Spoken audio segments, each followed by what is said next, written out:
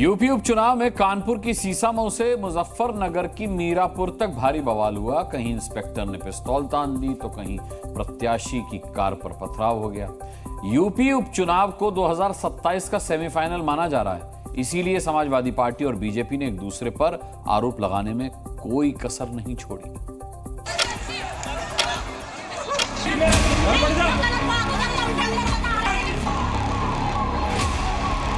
किसने दिया आपको? पुलिस वाले ने। पुलिस वालों ने दिया। भीड़ के पथराव के दौरान इंस्पेक्टर ने महिलाओं पर पिस्टल तान दी। सिंघम बनने की कोशिश करने वाले इस इंस्पेक्टर पर क्या एक्शन हुआ, ये आपको आगे बताएंगे।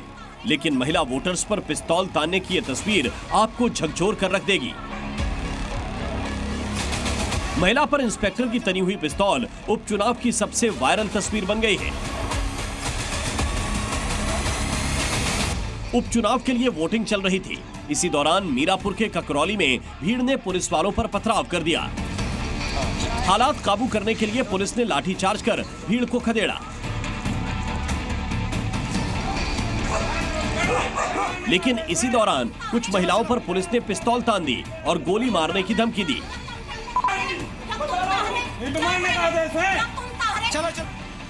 हाथ में पिस्तौल लेकर धमकी देने वाले इस इंस्पेक्टर का नाम है राजीव शर्मा।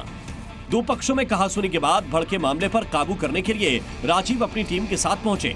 इसके बाद भीड़ ने पुलिस पर भी पथराव शुरू कर दिया। इसी दौरान इंस्पेक्टर राजीव शर्मा ने महिला मतदाता पर पिस्तौल तान दी। मामले की गंभीरता को देखते हुए ककरौली थाना अध्यक्ष राजीव शर्मा को सस्पेंड कर दिया गया। यूपी उपचुनाव का दूसरा बड़ा हंगामा कानपुर के सीसामऊ में दिखा। समाजवादी पार्टी और बीजेपी दोनों के लिए ही नाक की इस लड़ाई का सेंटर कानपुर का सीसामऊ बन गया है।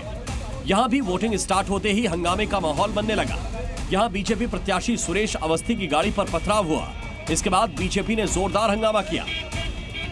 पुलिस पत्थर फेंकने वालों की तलाश में जुट गई है।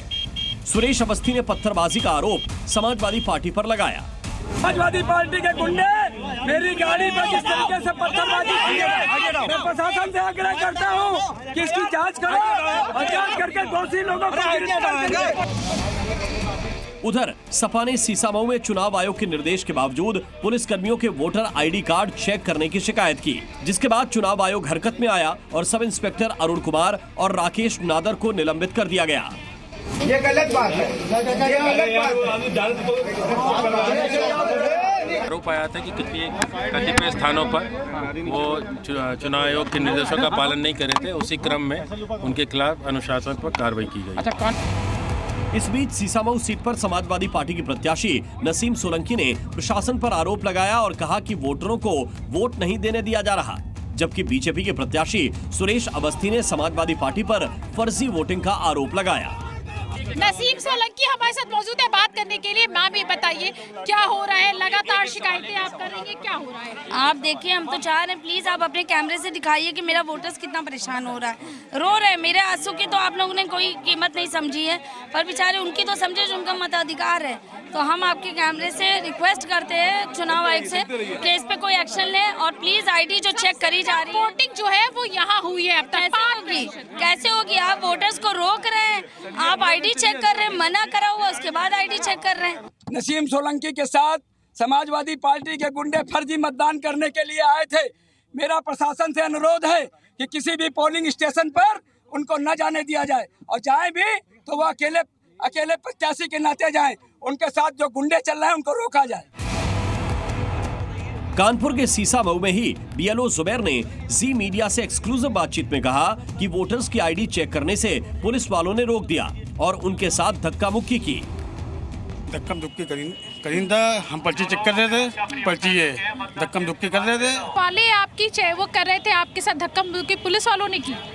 धक्का देके जाइए, पुलिस वालों ने किया? जी जी जी। धक्का किसने दिया आपको? पुलिस वाले ने। पुलिस वालों ने दिया? बस। तो उसमें क्या नसीम सोलंकी के समर्थक भी थे जिनके साथ उन्होंने आपके साथ मारपिटाई की, ऐसा कुछ हुआ था? नहीं नहीं नहीं नहीं नहीं, ऐसा कुछ नहीं हुआ था। हाँ। सिर्फ वही थे, बाकी कोई। यूपी की 9 विधानसभा सीटों पर उपचुनाव से भले ही सत्ता का फैसला ना हो, लेकिन भविष्य की राजनीतिक दशा और दिशा तय होने वाली है। यही वजह है कि यूपी उपचुनाव को 2027 का सेमीफाइनल माना जा रहा है। Bureau report, C media.